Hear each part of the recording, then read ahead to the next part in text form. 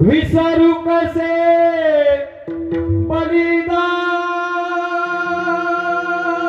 तुमचे, विसरू कसे बलिदान। आज लाखो लोकांची यादी ज्या वेळेला डोळ्यासमोर येते ना सज्जन, धर्मासाठी बलिदान देणाऱ्या लोकांची, त्यावेळेला सगळ्यात पहिलं अग्रगण्य नाव डोळ्यासमोर येतं ते म्हणजे माझ्या छत्रपती संभाजी महाराजांचं सज्जन, ज्यांनी आपल्या प्राणाचं बलिदान दिलं या धर्माला जिवंत ठेवण्यासाठी, कॉम्प्रोमाइज नाही केलं।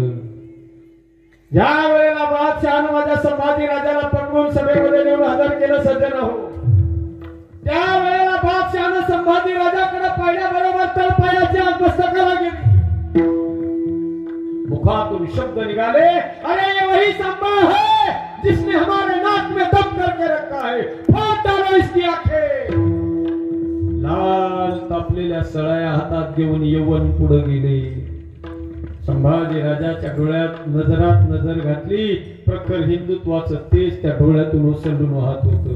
हिम्मत नाही झाली यवनांची, डोळ्यात सळाया घालायची नाविलाज झाला, चपटाची पट्टी पाठीवर पडले, हातात घेतलेल्या लाल सळाया सत्यनाहोबाच्या संभाजी राजाच्या डोळ्यामध्ये घातल्या गेल्या, तर आवाज झाला, रक्ताच्या चिलकांड्या बाहेर पडल्या।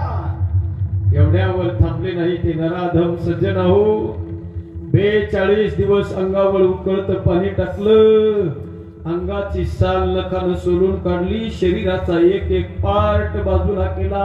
अरे एखाद्या डोंगरावरून गेरूच्या धारा खाली व्हाव्यात तसं अंगावरून रक्ताचे पाठ खाली वाहत होते, हाडामासाचा देह रक्तानं लाल झाला होता, सगळीकडे रक्त रक्त आणि रक्त सांडलेलं। ज्या वेळेला मस्तक धडा वेगळं करायचे त्यावेळेला बादशाह संभाजी राजाला विचारतोय, बोल संभा, इस्लाम कबूल है? माझ्या संभाजी राजाने उत्तर दिला, रे अरे बादशाह, जोपर्यंत शेवटचा रक्ताचा थेंब आहे आणि जोपर्यंत शेवटचा श्वास आहे तोपर्यंत जगेल तर हिंदू म्हणून आणि मरेल तरी हिंदू म्हणूनच। हा स्वाभिमान माझ्या तरुणांच्या हृदयामध्ये असला पाहिजे सज्जनो। भीमा इंद्रायणी तिरी वढू तुळा संगमावरी,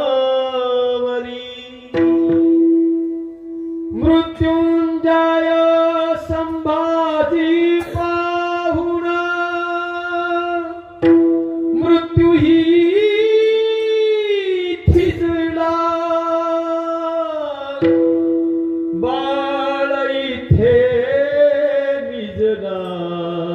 शिवाचा बाळ इथे निजला। अरे तो प्रताप आठवा हो, नका विसरू माझ्या संभाजी राजांना, ज्या धर्मासाठी आपल्या प्राणाचं बलिदान दिलं ना, पावला पावलाला त्या महापुरुषांची आठवण ठेवा।